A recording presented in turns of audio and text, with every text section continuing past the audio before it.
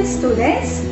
Ngayong araw ay pag-aaralan naman natin ang Module 11 na may pamagat na ang buhay ay handog ng Diyos, mahal niya tayong lubos. Sa pagtatapos ng aralin, ikaw ay inaasahang una, na ilalarawan ang kadakilaan at kapangyarihan ng Diyos sa buhay ng isang tao. Pangalawa, na pahahalagahan ang buhay ay pangunahing pagpapahalaga na bigay ng lumikha. At pangatlo, na kapagbabahagi ng nabuong posisyon tungkol sa mga isyu sa buhay. Para umpisahan ang Module 11, sagutan na natin ang paunang pagsubok. Simple lang ang iyong gagawin. Ibigay ang salita o mga salitang hinihingi ng pangungusap sa pamamagitan ng paglagay ng titik na angkop sa bawat kahon. Handa ka na ba? Narito ang unang pangungusap. Isang estadong psikiko o pisikal na dumedepende sa paggamit ng mapanganib na gamot na humahantong sa pagiging blank spot ng ating utak.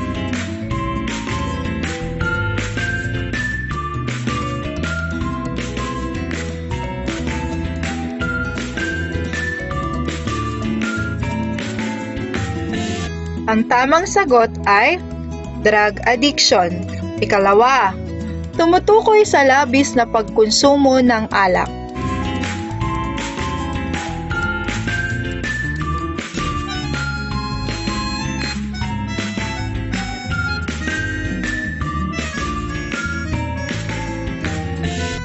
Ang tamang sagot ay alkoholismo. Ikatlo, sadyang pagkitil ng buhay ng tao na naayon sa sariling kagustuhan.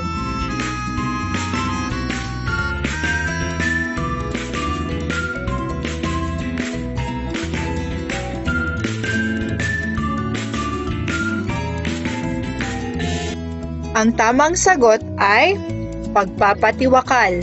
Ikaapat, paggamit ng makabagong medisina at kagamitan upang tapusin ang paghihirap ng may sakit.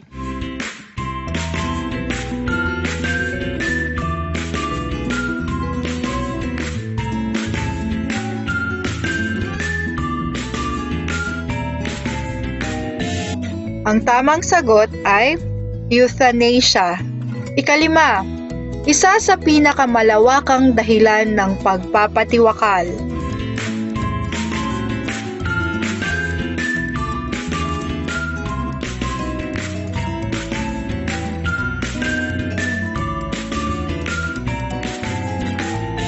Ang tamang sagot ay depression. Mahusay ang mga naging kasagutan.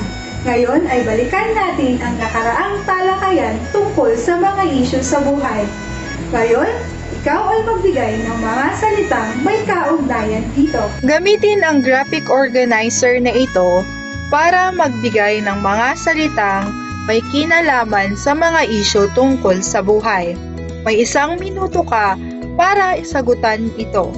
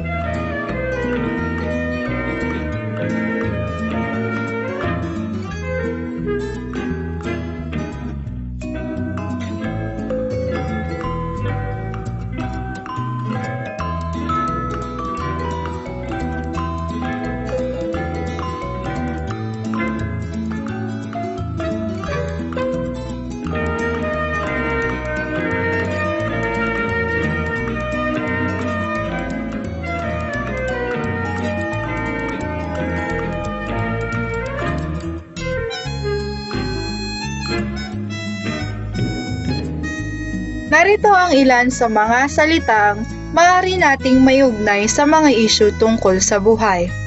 Addiction, alkoholismo, abortion, depression, mercy killing, at support system. Very good! Ngayon ay dumako na tayo sa ating aralin. Bumuo ka ng iyong posisyon tungkol sa mga isyu sa buhay. Magagawa ko ito sa pamamagitan ng pagdugtong sa mga pangungusap na aking ipapakita. Handa ka na ba? Narito ang unang pangungusap. Ang buhay ng tao ay sagrado at handog ng Diyos sa tao. Gagamit ka ba ng ipinagbabawal na gamot? Bakit oo? Bakit hindi? May 1 minuto ka para sagutan ito.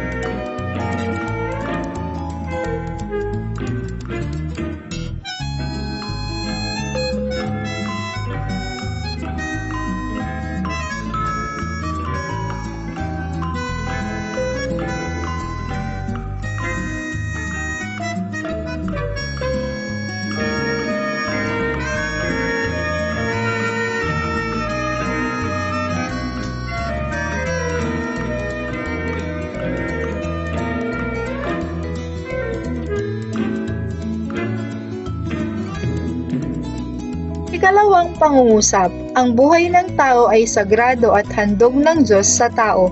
Magpapakalulong ka ba sa pag-inom ng alak? Bakit oo? Bakit hindi?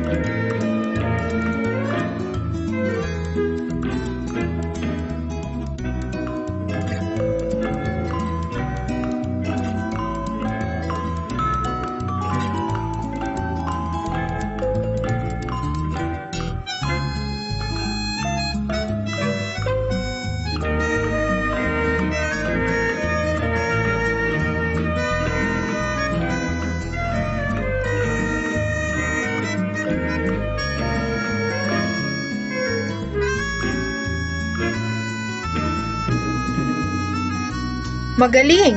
Narito ang halimbawa ng maaring sagot para dito. Ang buhay ay sagrado at handog ng Diyos.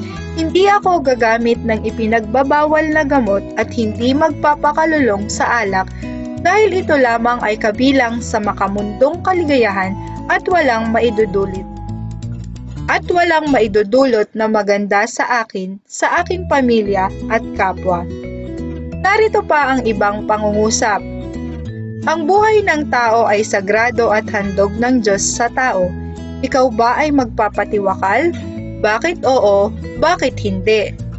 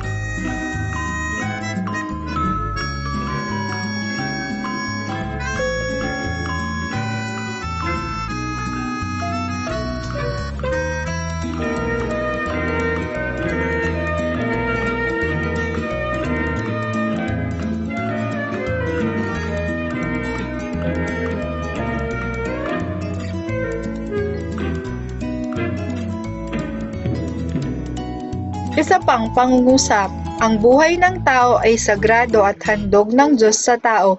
Ikaw ba ay magpapa-abort? Bakit oo? Bakit hindi?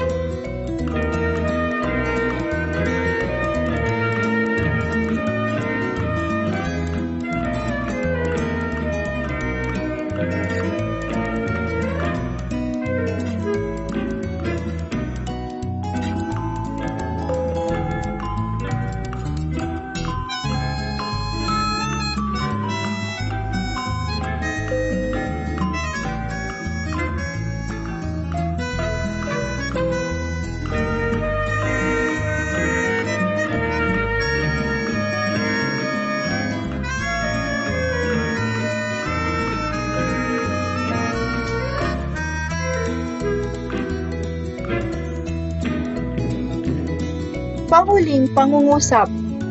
Ang buhay ng tao ay sagrado at handog ng Diyos sa tao. Ikaw ba ay papayag o hahayaan ang euthanasia? Bakit oo? Bakit hindi?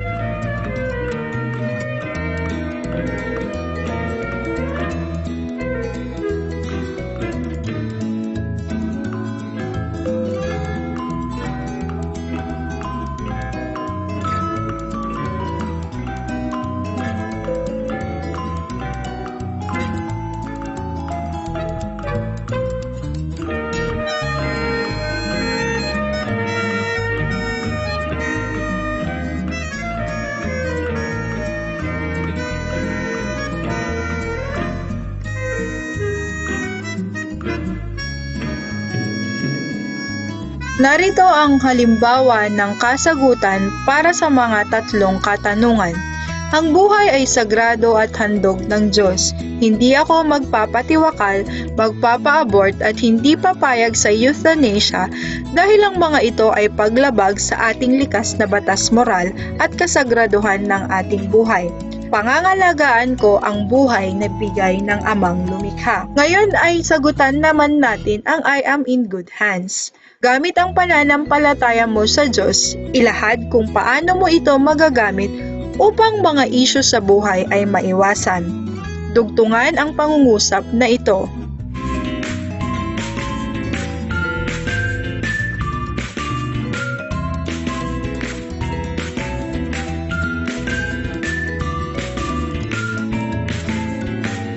Narito ang kasagutan. Narito ang halimbawang kasagutan. Sa pamamagitan ng aking pananampalataya, mga isyu sa buhay ay maiwawaglit dahil ginagabayan ako ng Amang lumikha. Lagi siyang nariyan sa akin. Buhay ko'y pangangalagaan, hindi kailanman sa mga makamundo at panandaliang kaligayahan ipagpapalit. Iyong pakatatandaan na ang tao ay isa sa pinakamahalagang nilikha ng Diyos.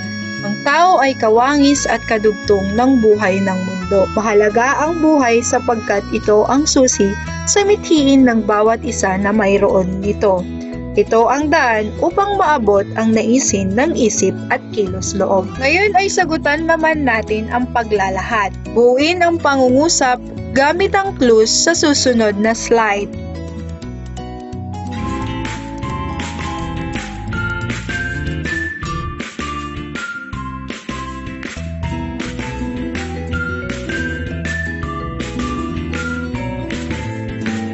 Ang kasagutan para dito ay, buhay ay handog mula sa dakila at makapangyarihang Diyos, kaya dapat itong alagaan at pahalagahan. Para naman sa ating pagpapahalaga, gamit ang iyong journal, ibigay ang sariling pakahulugan dito sa sinabi ni De Torre na ang buhay ng tao ay maituturing na pangunahing pagpapahalaga. Ang isang tao ay hindi maaring gumawa at mag-ambag sa lipunan kung wala siyang buhay.